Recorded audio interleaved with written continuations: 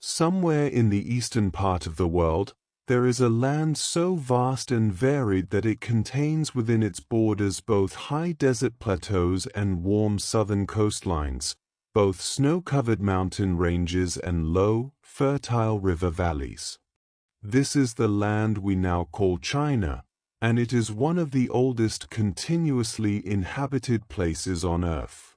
For thousands and thousands of years, people have lived here, planted here, built their homes here, and quietly passed their knowledge from one generation to the next.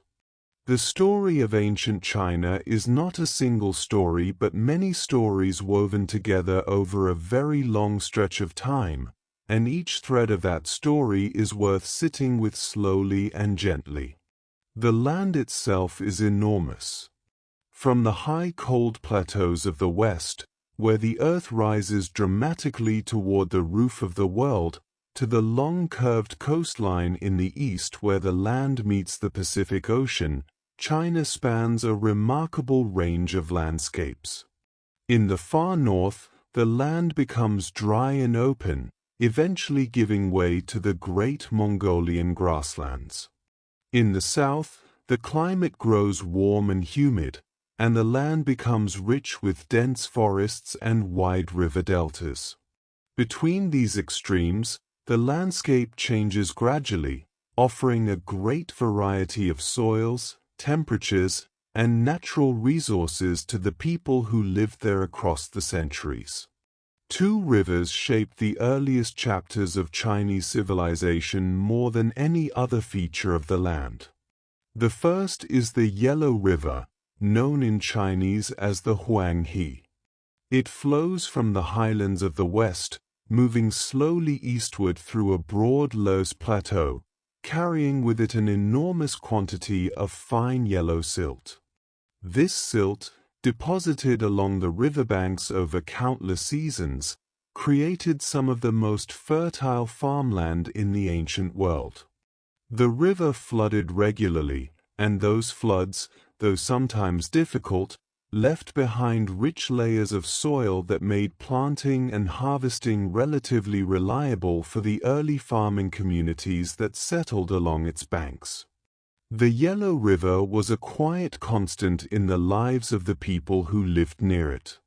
In its calmer stretches, the water moved with a kind of unhurried steadiness, and the villages that grew up along its banks took on something of that same rhythm. People planted millet and later wheat in the dark soil near the water's edge.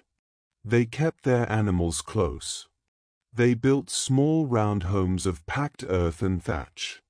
Generation after generation, these communities grew in size and organization, and the knowledge of how to work the land deepened slowly like the soil itself. The second great river is the Yangtze, which the Chinese call the Changjiang. It is even longer than the Yellow River, and it flows through a different kind of country. The Yangtze passes through gorges and broad valleys, moving through a warmer and wetter part of China where rice grows easily in the flooded paddies that people learned to cultivate along its banks. The communities that grew up along the Yangtze developed their own distinct ways of life, shaped by the warmth and moisture of the climate and by the particular nature of rice farming, which requires careful management of water and close cooperative work among neighbors. Together, these two river systems created the conditions for two overlapping but distinct agricultural traditions. In the north, around the Yellow River, people grew millet and wheat, raised pigs and cattle, and built their villages on the flat plains. In the south, around the Yangtze and its many tributaries, people grew rice and developed an intricate knowledge of how to control water through paddies and channels. Over time, these two traditions began to influence one another, as people moved and traded and ideas traveled slowly across the landscape. The mountains, too, played a role in shaping early Chinese civilization. The mountain ranges that ring China to the west and south created a kind of natural boundary, making it somewhat difficult for people from neighboring regions to move into the central plains and valleys. This relative enclosure gave Chinese civilization a certain internal continuity, allowing practices and ideas to develop over long periods without frequent disruption. The mountains were not absolute barriers, and people certainly crossed them, but they contributed to a sense of the land as a distinct and somewhat self-contained world. Among the earliest settled communities in China were the Neolithic villages that began to appear along the Yellow River and its tributaries many thousands of years ago. These early communities left behind traces of their lives in the form of pottery, tools, and the remains of their dwellings. The pottery they made was often quite beautiful, decorated with geometric patterns painted in red and black on a buff-colored clay. Some of it was fired with remarkable skill, producing vessels that were both functional and carefully shaped. One of the well-known early cultures of this period is associated with the Yangshao people, who lived in the middle reaches of the Yellow River Valley. Their villages were small, typically built around a central open space where community life would have gathered. Their homes were partially sunk into the ground, which helped to keep them warm in winter. They cultivated millet, hunted animals, and caught fish from the nearby waters. They buried their dead with care, sometimes placing pottery and other objects in the graves, which suggests that they had some sense of life continuing after death, or at least that the dead deserved to be treated with consideration. Another early culture, associated with a place called Longshan, developed somewhat later and is known for its remarkably thin, fine black pottery, made on a fast wheel and fired to a hard, smooth finish. The Longshan people lived in more organized settlements, some of which were surrounded by earthen walls. Their communities show signs of greater social organization than those of earlier periods, with some individuals appearing to hold more status or resources than others. It was out of these long centuries of settled Neolithic life that the first recognizable dynasties of China began to emerge. The earliest of these, the Xia, is a somewhat shadowy presence in the historical record.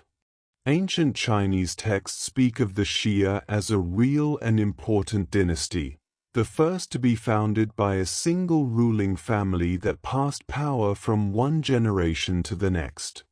Traditional accounts say that the Xia was established by a man named Yu, who was celebrated for organizing the management of floodwaters along the Yellow River, a project of enormous practical importance to the farming communities of the region. Whether the Xia dynasty existed precisely as the later texts describe it is a question that historians still consider carefully. Archaeological finds in the region associated with the Xia do show clear signs of a complex society with organized leadership, craft specialization, and trade over considerable distances. The picture that emerges is of a society becoming more organized and more hierarchical, developing the kinds of social structures that we associate with early states. The details remain somewhat uncertain, but the general shape of a society moving toward greater complexity seems well supported. The Shang dynasty, which followed the Xia, is much better documented. The Shang ruled over a significant portion of the Yellow River Valley and surrounding areas for several centuries, and they left behind a rich material record. Their cities were impressive by the standards of the ancient world, featuring large earthen platforms on which palaces and temples were built, surrounded by workshops where skilled craftspeople produced objects of extraordinary quality. The bronze work of the Shang dynasty is among the most remarkable achievements of the ancient world. Using a sophisticated technique of piece mold casting, Shang craftspeople created vessels of great complexity and beauty, covered with intricate patterns of spirals and stylized animal faces. These bronzes were made for ritual use, used in ceremonies to honor ancestors and to communicate with the spiritual world. They were not everyday objects but carefully made things that stood at the center of religious and political life. The Shang people also developed one of the earliest writing systems in the ancient world, a system of characters that are the recognizable ancestors of the Chinese writings still used today. This early writing appears most often on what are called oracle bones, which were typically the shoulder blades of cattle or the bottom shells of turtles. A question would be inscribed on the bone, asking about weather, harvests, military matters, or the will of the ancestors. The bone would then be heated until it cracked, and the pattern of the cracks would be interpreted as an answer. This practice of oracle bone divination was central to Shang governance. The king was not merely a political leader but also a spiritual intermediary, someone who could communicate with the ancestors and with higher powers on behalf of the community. The questions inscribed on oracle bones give us a remarkable window into the concerns of Shang society, the practical worries about rain and crops and the outcomes of military expeditions, as well as the deep sense that the world of the living was always in communication with the world of those who had gone before. The Shang period came to an end when it was overthrown by a neighboring people from the west, the Zhou, and this transition marks one of the most important moments in the long story of Chinese civilization. The Zhou were not simply conquerors imposing new ways. They absorbed much of the Shang cultural heritage and added to it a crucial political and philosophical idea that would shape Chinese thinking for thousands of years to come. This idea is known as the Mandate of Heaven. The Zhou used it to explain why they had been able to overcome the Shang and take control of the realm. The idea was relatively simple and yet deeply resonant. Heaven, understood as a moral force governing the cosmos, granted the right to rule to those who governed wisely and justly and cared for the welfare of the people. When a ruler became corrupt, neglectful, or cruel, Heaven would withdraw this mandate, and the resulting disasters, floods, famines, rebellions, would be signs that the old ruler had lost the right to govern and that a new one was needed. The Mandate of Heaven was a genuinely sophisticated political idea. It made rulers accountable not just to military power but to something larger, a moral order that required them to govern well. It also provided a way to understand political change not as random upheaval but as part of a larger pattern of order and renewal. Dynasties would rise when their rulers governed wisely and fall when they did not, and this cycle was seen as both natural and morally meaningful. The Zhou dynasty organized its territories through a system that resembles in some ways the feudal arrangements that existed in medieval Europe, though it developed independently and had its own distinct character. The Zhou king granted territories to nobles, who were often relatives or trusted allies. These nobles ruled their territories with considerable autonomy but owed loyalty, tribute, and military service to the king. They in turn granted portions of their lands to lesser nobles, creating a hierarchy of obligation and authority that spread across the landscape. In the early Zhou period, the capital city was the true center of power and the ritual life of the realm. The king performed important ceremonies that maintained the harmony between heaven and earth, and the nobles came to pay their respects and participate in the elaborate ritual culture that gave the Zhou state its coherence. The bronze vessels inherited from the Shang continued to be used and new ones were cast, inscribed now with long texts recording grants of land, military achievements, and royal commands. Over time, however, the power of the Zhou king gradually weakened while that of the regional nobles grew.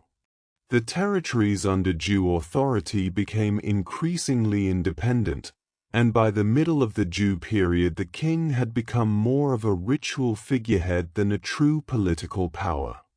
The regional states, each with its own army and its own interests, began to compete with one another for territory and resources. This period of increasing political fragmentation is known as the Spring and Autumn period, followed by the even more turbulent period called the Warring States. It is one of the remarkable and somewhat paradoxical features of Chinese history that this period of political fragmentation was also one of extraordinary intellectual creativity. As the old certainties of Zhou order broke down and the realm became increasingly unsettled, thinkers across China began to ask deep questions about how society should be organized, how people should treat one another, what the proper relationship between a ruler and the ruled should be, and what it meant to live a good life. The result was an outpouring of philosophical thought so rich and varied that later Chinese tradition would look back on it as a golden age. This period is often called the 100 Schools of Thought, a phrase that captures the diversity and vitality of the philosophical conversation that was taking place. Thinkers of many different persuasions were active, arguing, teaching, traveling from one state to another seeking rulers who might put their ideas into practice. Among all these schools, a few became especially influential, and their ideas continued to shape Chinese life and thought long after the political circumstances that gave rise to them had changed beyond recognition. The most influential of all these philosophical traditions was the one associated with a teacher known as Kongzi, whom later Western tradition came to call Confucius. Kongzi was born in a small state called Lu, in what is now Shandong province, and he lived during a time when the social and political order of the Zhou realm was clearly in decline. He was deeply concerned with the question of how order and harmony could be restored, and he believed that the answer lay not primarily in military power or legal compulsion but in the cultivation of virtue, both in individuals and in rulers. At the heart of Confucian thought is the idea of Ren, often translated as benevolence, humaneness, or goodness. Ren is a quality of character, a genuine care for others that expresses itself in all one's relationships and interactions. Kongzi believed that human beings are naturally capable of developing this quality, but that it requires cultivation through education, practice, and the careful observation of proper ritual forms. Ritual, in the Confucian sense, is not mere empty ceremony but the outward expression of inner virtue, the way in which proper relationships and feelings are given visible form. Confucian thought organized social life around 5 key relationships: between ruler and minister, between parent and child, between husband and wife, between older and younger sibling, and between friend and friend. Each of these relationships involved specific responsibilities and specific forms of consideration. A ruler should govern with benevolence and justice. A minister should serve with loyalty and honesty. Parents should care for their children with love. Children should honor their parents with genuine respect and gratitude. These were not merely external rules but ideals to be internalized, ways of being that, if genuinely practiced, would create a harmonious and stable society. Education was central to the Confucian vision. Kongzi himself was a teacher, and he is said to have welcomed students from all backgrounds, not just from noble families. He believed that anyone who genuinely wished to learn could develop virtue and wisdom, and he taught through conversation and example rather than through formal lecturing. His conversations with his students were preserved and passed down, and the collection known as the Analects gives us a vivid, if fragmentary, sense of his personality and his ideas, a man of great seriousness and warmth, deeply concerned with doing what was right and patient with those who were trying to learn.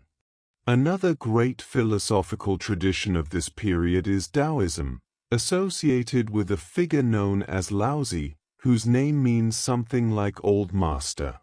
Whether Laozi was a single historical person or a composite figure around whom various teachings were gathered is uncertain, but the text associated with him, the Daoism, is one of the most remarkable short books ever written.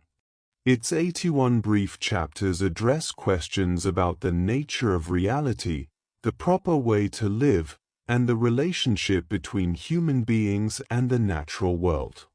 The central concept of Daoism is the Tao, which means something like the way or the path.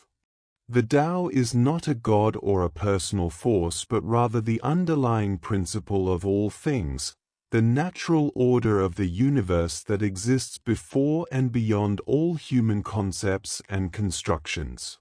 The Daoism suggests that the wisest approach to life is not to strive forcefully and impose one's will on the world but rather to align oneself with the natural flow of things, to act with what is called wu wei, often translated as non-action or effortless action, which means acting in harmony with the natural order rather than against it. The imagery of the Daoism is drawn largely from the natural world. Water appears again and again as a model of the ideal way of being. Water does not force its way through obstacles but flows around them, finding the lowest places, wearing away even hard stone not through violent effort but through patient, persistent contact. In this way, the soft overcomes the hard, and what seems weak turns out to be enduring. This sense of the value of gentleness, flexibility, and humility runs through Daoist thought as a gentle and sustaining current. Daoism had a deep appreciation for the natural world and a certain suspicion of the elaborate social structures and ceremonies that Confucian thought valued so highly. Where Confucianism emphasized the cultivation of virtue through proper social relationships, Daoism tended to see the complexity of social conventions as something that distanced people from the natural simplicity of the Tao. The ideal Daoist sage was not necessarily a prominent social figure but perhaps a hermit or a craftsperson so skilled that their work seemed effortless, someone who had aligned themselves so completely with the natural order that their actions flowed without friction or strain. A third major philosophical tradition of this period is known as legalism. Legalist thinkers had little patience for the Confucian emphasis on moral cultivation or the Daoist celebration of natural simplicity. They were practical and unsentimental, concerned above all with how to create an effective and powerful state. Their answer was clear and direct, through strict laws, consistent rewards and punishments, and centralized control. A ruler who wanted his state to be strong needed to establish clear rules that applied equally to everyone, reward those who followed them and contributed to the state's power, and punish those who did not. Legalist thinkers believed that people were motivated primarily by self-interest and that appeals to virtue or natural harmony were insufficient bases for social order. What was needed was a system that channeled self-interest in directions that were useful to the state. If the rewards for military service were great and reliable, and the punishments for failure were swift and certain, people would fight bravely. If farmers were rewarded for productive agriculture, they would work diligently. The system itself, rather than the moral qualities of the ruler, would produce the desired results. These philosophical traditions, along with many other schools of thought that flourished during this period, were not entirely separate from one another. Thinkers read and responded to the ideas of others, sometimes borrowing elements from traditions other than their own, sometimes arguing against specific positions held by thinkers in other schools. The philosophical conversation of the Warring States period was lively and wide-ranging, and it produced a depth and variety of thought that became the foundation of much of Chinese intellectual life for the centuries that followed. Meanwhile, the political situation continued to develop. The various regional states grew in power and sophistication, developing their own bureaucracies, armies, and administrative systems. Some adopted legalist principles and found them effective in building powerful, well-organized states. The state of Qin, in the far west of the Zhou realm, was particularly successful in this regard. Under a series of able rulers who implemented legalist policies with considerable determination, Qin developed into the most militarily and administratively powerful state in China. The ruler who would complete the work of unification was known as Qin Shi Huang, a title meaning First Emperor of Qin.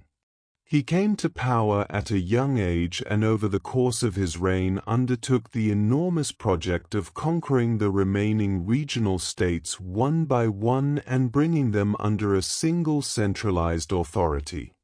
This process took many years and involved a great deal of military campaigning, but by around 221 BC the work was complete, and for the first time in Chinese history a single ruler held authority over the entire realm from the northwestern highlands to the southern coasts. The unification of China under Qin Shi Huang was an event of enormous historical significance, and the changes he introduced during his reign were sweeping and lasting. He was determined not merely to conquer the regional states but to genuinely unify them, to create a single political and cultural entity rather than a loose collection of formally independent territories. To this end, he undertook a series of standardization projects that addressed some of the most fundamental aspects of daily life and commerce. The writing system was one of the first things he standardized. During the Zhou period, different regional states had developed their own variations of the Chinese script, making written communication between regions sometimes difficult. Qin Shi Huang's government established a standard form of the characters that was to be used throughout the realm. This standardization of writing had profound and long-lasting effects.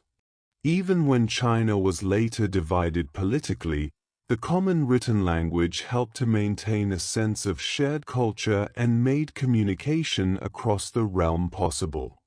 Weights and measures were also standardized, so that a given unit of weight or volume meant the same thing in every part of the empire. Axle widths for carts and wagons were standardized, which made road travel more consistent and practical. Coins were standardized into a common currency, making trade across the empire simpler and more reliable. These practical measures, taken together, created the material infrastructure of a genuinely unified state and made the daily life of merchants, officials, and ordinary people somewhat more predictable and consistent. The Qin dynasty also undertook enormous building projects. One of the most famous, though in its early form rather different from the later structure most people picture today, was the defensive wall in the north. Earlier regional states had built various walls to protect against the nomadic peoples of the steppes to the north, and Qin Shi Huang ordered that these existing walls be connected and extended into a single, longer fortification. The work was done by a very large labor force and took many years. This early northern wall was not the elaborate stone structure that was built much later, but it represented a serious effort to define and protect the empire's northern boundary. Despite all that Qin Shi Huang achieved, his dynasty did not survive long after his death. The centralized system he had built required skilled and committed administration to function, and the harsh measures his government had employed generated considerable resentment. Shortly after his death, rebellions broke out across the empire, and within a few years the Qin dynasty had collapsed. But its legacy was enduring. The model of a unified empire, governed from a central authority, with standardized systems of administration and writing, became the framework within which Chinese political life would operate for the following 2,000 years. The dynasty that rose from the turmoil following the fall of Qin was the Han, which would prove to be one of the most significant and long-lasting in Chinese history. The Han dynasty lasted, with one brief interruption, for roughly 400 years, a period of relative stability and cultural flourishing that the Chinese people would later look back on with great pride. Even today, the largest ethnic group in China calls itself the Han people, in acknowledgement of this foundational period. The early Han rulers were somewhat more moderate than the Qin, pulling back from some of the harshest aspects of legalist governance while maintaining the administrative framework that the Qin had established. They promoted agriculture, reduced some of the heavy demands on the population, and allowed the realm to recover from the disruptions of the recent wars. As stability was restored and the population grew, the agricultural surplus that supported the state and its activities increased steadily. Over time, Han rulers also turned toward Confucian ideas as a guiding philosophy for governance. The Confucian emphasis on moral cultivation, on proper relationships between rulers and subjects, and on the importance of education aligned well with the needs of a stable empire that required not just military force but a committed and capable administrative class. Confucian learning became the basis for selecting officials, and a system of examination gradually developed through which men who demonstrated mastery of the classical texts could qualify for government positions. This system, which would be refined and elaborated in later dynasties into the famous imperial examination system, had a remarkable effect on Chinese society. It meant that advancement in government was at least in principle open to those with scholarly ability rather than being entirely determined by birth. In practice, the education required to prepare for the examinations was expensive and time-consuming, so access was far from equal, but the principle that learning and demonstrated competence should matter was an important one that shaped Chinese attitudes toward education for many centuries. The Han dynasty was also a period of considerable geographic expansion. Han armies extended the empire's territory significantly, pushing into areas that had not been under Chinese control before. In the north and northwest, They conducted military campaigns against the nomadic Xiongnu Confederacy, sometimes fighting, sometimes negotiating, sometimes establishing buffer relationships. They moved into what is now the southern part of China, incorporating formerly independent peoples and territories into the expanding empire. Perhaps most consequentially for world history, Han expansion into Central Asia opened the routes that we now call the Silk Road. These were not a single road but a network of overland and maritime routes along which goods, people, and ideas moved between China and the civilizations to the west. Through the Silk Road, Chinese silk, which was produced in great quantities and prized throughout the ancient world for its lightness and beauty, flowed westward to Central Asia, Persia, and eventually Rome. In return, goods from the west, glass, lapis lazuli, certain spices, and eventually various crops and technologies, made their way eastward. The Silk Road was not primarily a road for silk alone. Along its routes traveled not just merchants and their goods but also ambassadors, monks, missionaries, and travelers of many kinds. Ideas moved along these routes as well as objects. Buddhism, which had developed in India, reached China along Silk Road connections during the Han period and would eventually become one of the most important religious and cultural forces in Chinese history. The exchange was genuine in both directions, and the Silk Road created connections between civilizations that enriched all of them.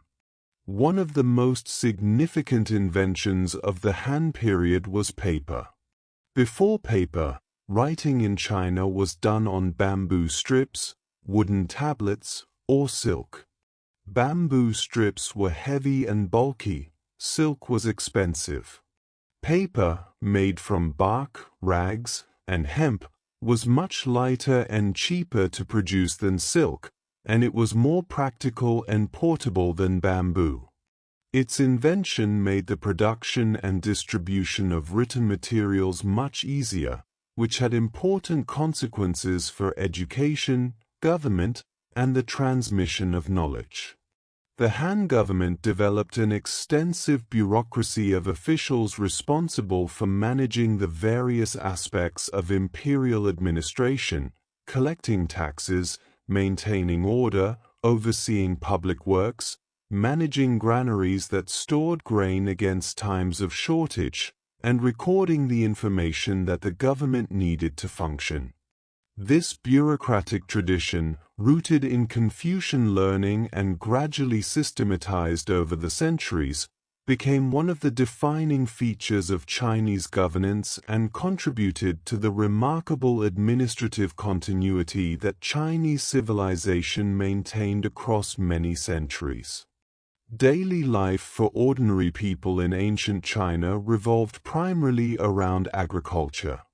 The vast majority of the population were farmers, living in small villages and working the land in ways that had been established over many generations. In the north, the main crops were millet, wheat, and sorghum, grown in the drier soils of the Yellow River Plain.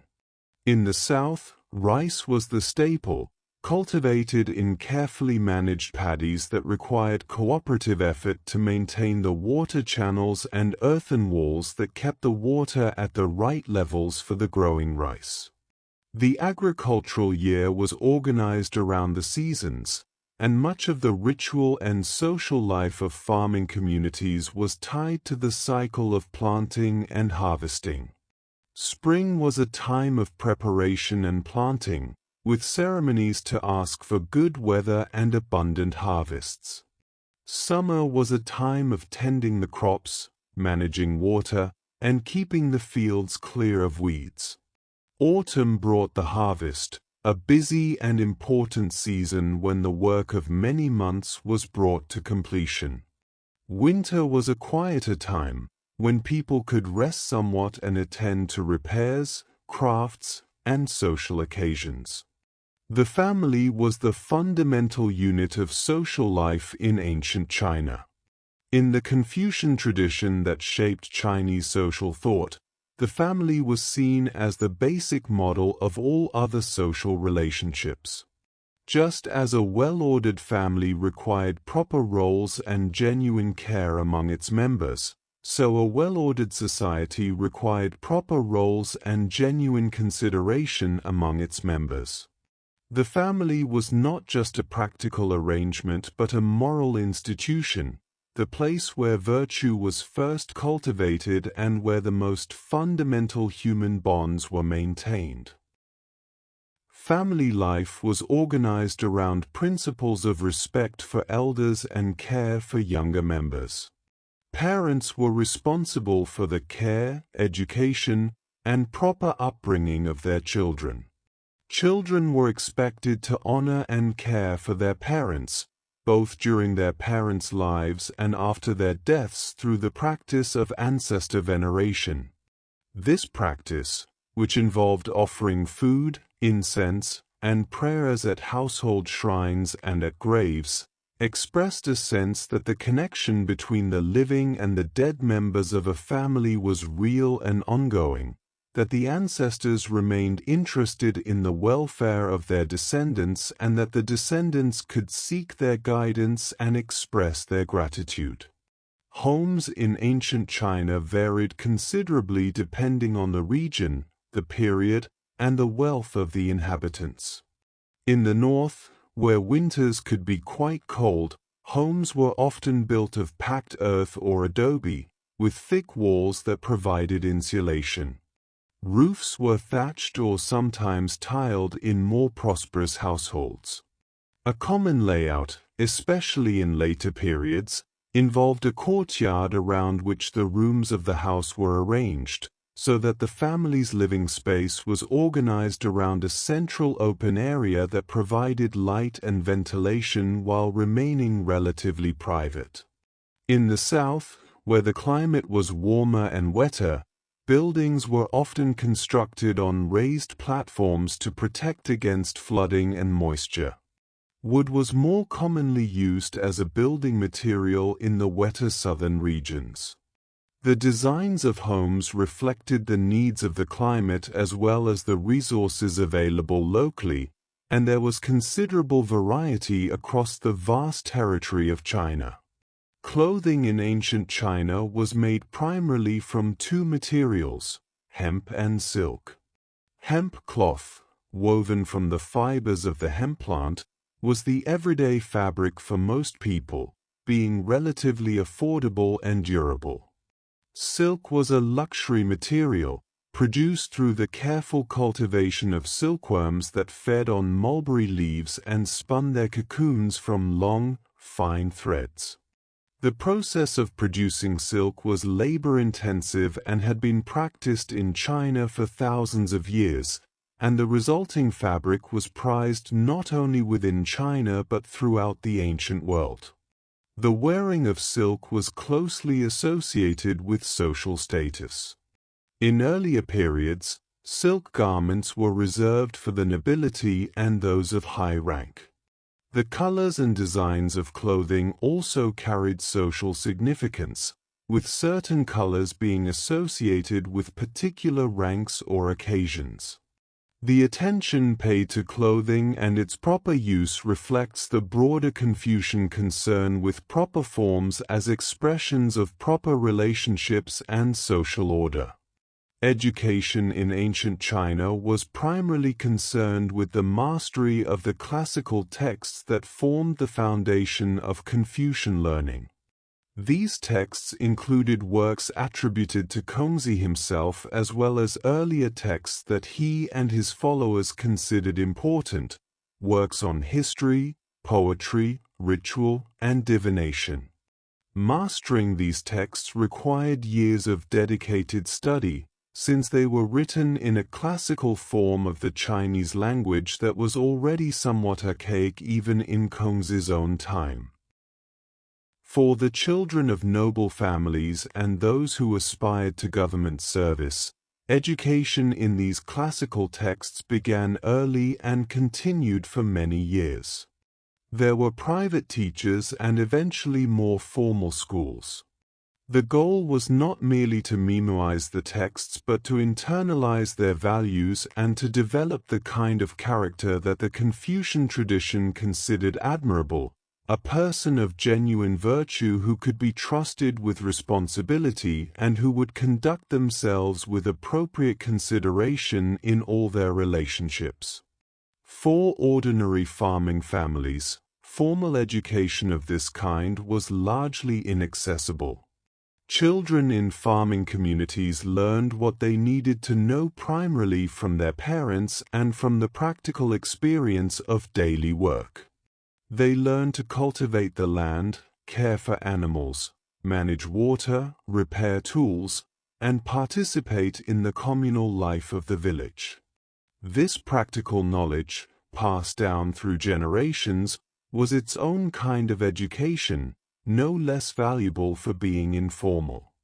The arts of ancient China were deeply connected to the broader cultural and philosophical values of the civilization. Calligraphy, the art of beautiful writing, held a special place in Chinese artistic culture. Because the writing system was character-based, with each character being a distinct visual form, the way characters were written was seen as an expression of the writer's character and cultivation. A person who wrote beautifully was thought to have achieved a kind of harmony between inner virtue and outer expression. The brush, ink, paper, and inkstone used for calligraphy were considered refined and valued objects, and the practice of calligraphy was seen as a form of meditation and self-cultivation, not merely a practical skill. Music was also valued highly in Confucian thought.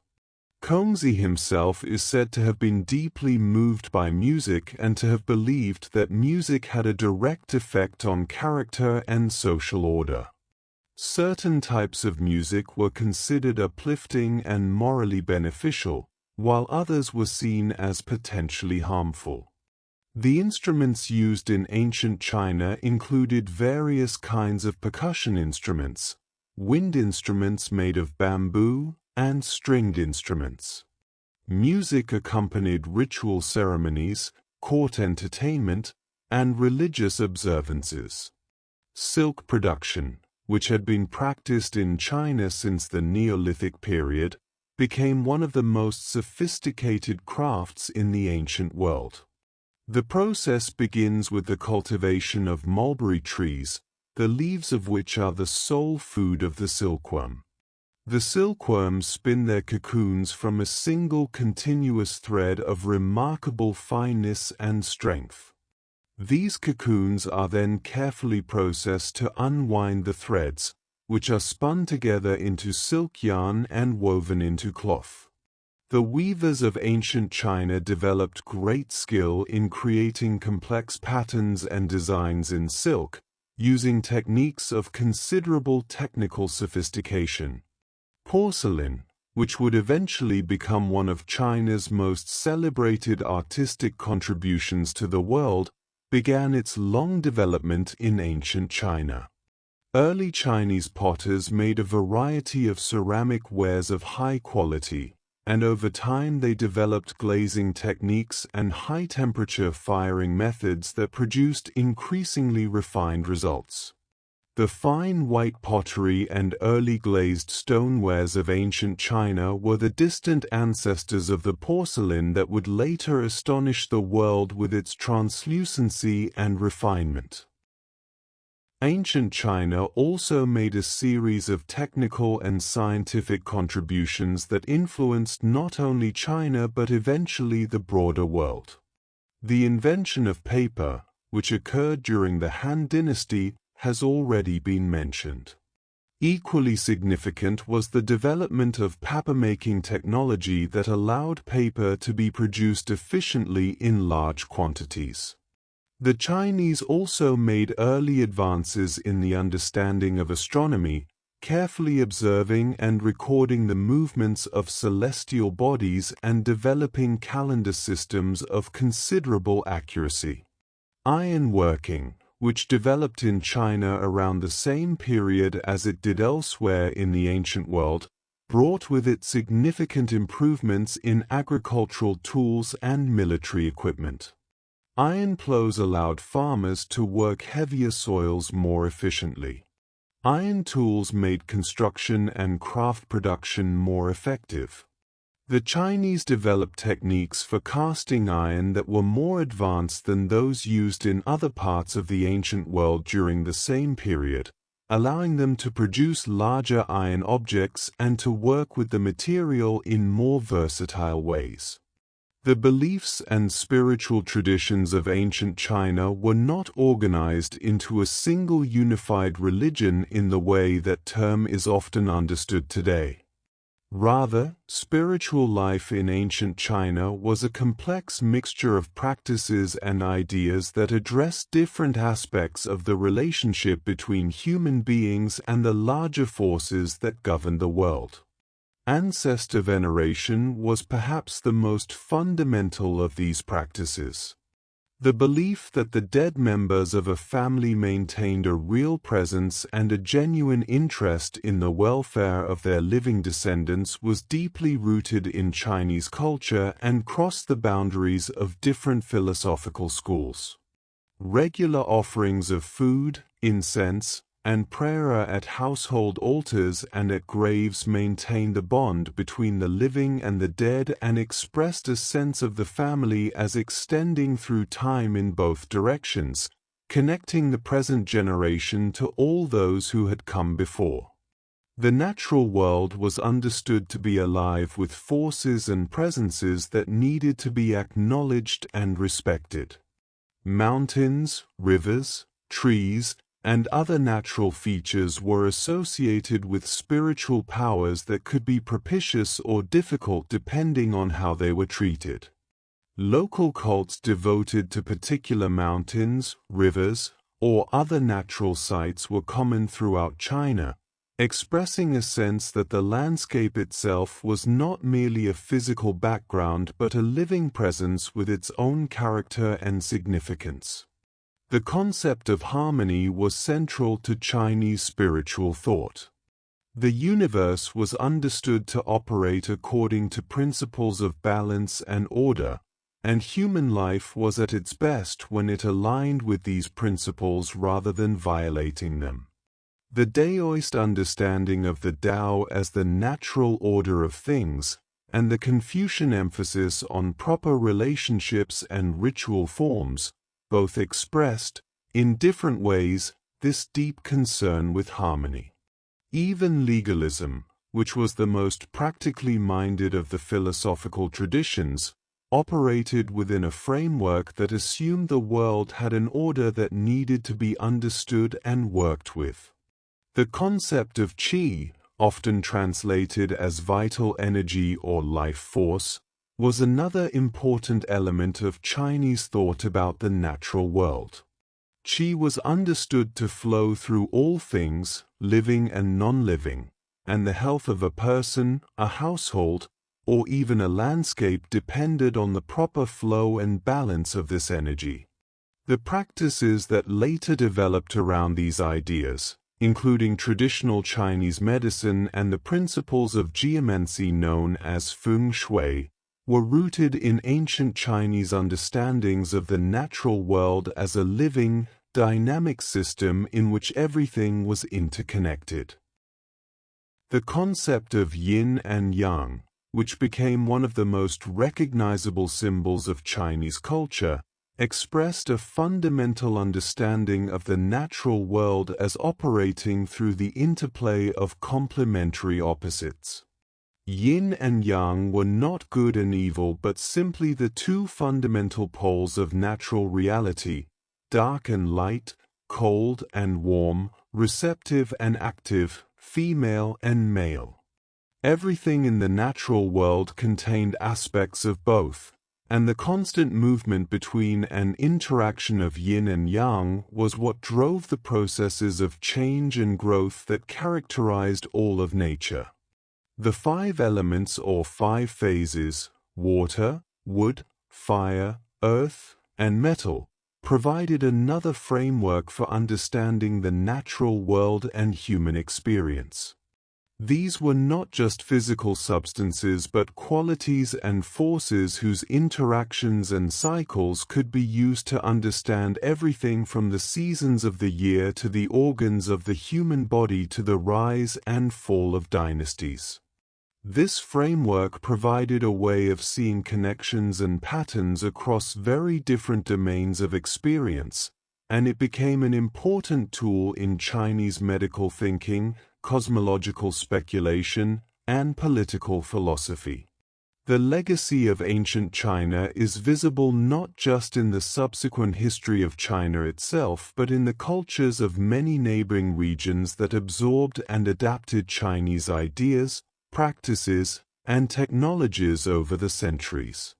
Korea, Japan, and Vietnam all developed their own distinct cultures but did so in close relationship with Chinese civilization, adopting the Chinese writing system, Confucian social philosophy, Buddhist traditions that had passed through China, and many technical and artistic practices. The influence of Chinese civilization on East Asia was deep and lasting, shaping the lives of billions of people across many generations. Within China itself, the continuity of the civilization is remarkable. The writing system that Qin Shi Huang standardized is still recognizable in the Chinese characters used today. The Confucian values of respect for education, care for family, and attention to proper social relationships have continued to shape Chinese life through many centuries of political change. The agricultural practices, the artistic traditions, the ritual forms, and the philosophical ideas developed in ancient China became part of a continuous cultural heritage that successive generations inherited, adapted, and passed on. The philosophical traditions of ancient China continue to be read and studied and to generate genuine reflection not only in China but around the world. The Daoism has been translated into more languages than almost any other book, and its gentle wisdom about alignment with the natural order and the value of simplicity continues to find readers who find it meaningful. The Analects of Confucius, with their careful attention to virtue, relationships, and the cultivation of character, continue to be studied by those interested in how to live well. The rich philosophical conversation of the 100 schools of thought remains a resource for anyone thinking about politics, ethics, and the nature of the good life. Ancient China was also a civilization that developed a strong sense of its own continuity and its own historical identity. The practice of recording history was taken seriously, and the great historical works compiled during the Han period set a standard for historical writing that influenced Chinese historiography for centuries. This sense of historical self-awareness, of understanding the present in relation to a long and meaningful past, is itself part of the legacy of ancient China, a model of how a civilization can maintain a sense of identity across many centuries of change. The rivers continue to flow. The Yellow River still carries its burden of fine silt eastward across the Great Plain. The Yangtze still winds through its gorges and broad valleys. The mountains that once defined the edges of the ancient world still stand, patient and quiet, as they have always stood.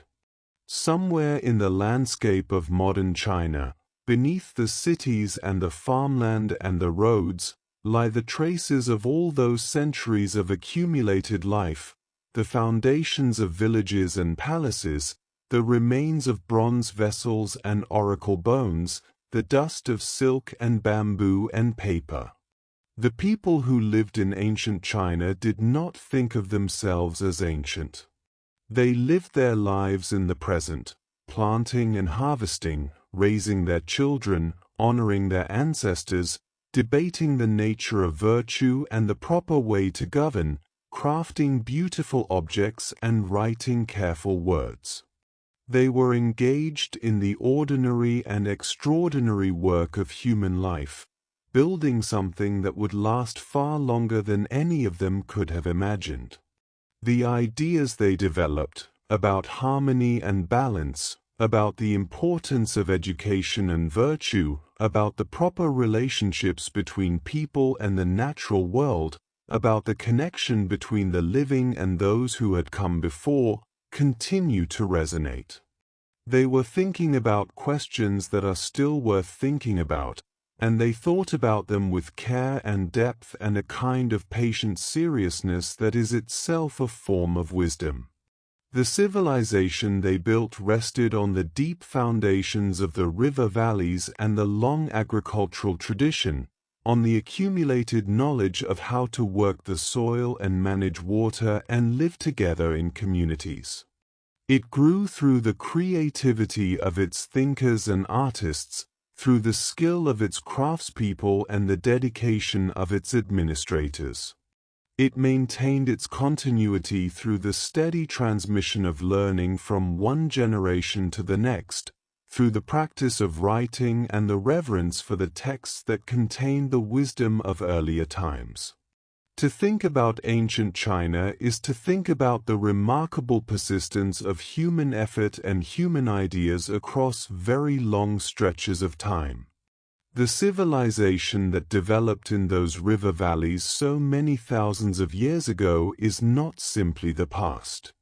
It is the foundation of the present, the deep ground from which a still living culture continues to grow. And in the quietness of this moment, thinking about those long centuries of accumulated life, there is something steadying about the simple fact of such continuity, the sense that human beings have been building and thinking and caring for one another across an enormous span of time, and that something of what they made has endured. The night is quiet now. The rivers flow in the darkness. Somewhere, the same stars that the ancient Chinese astronomers watched and recorded are still moving slowly across the sky, as they have always moved, in the steady and unhurried rhythm of the larger world.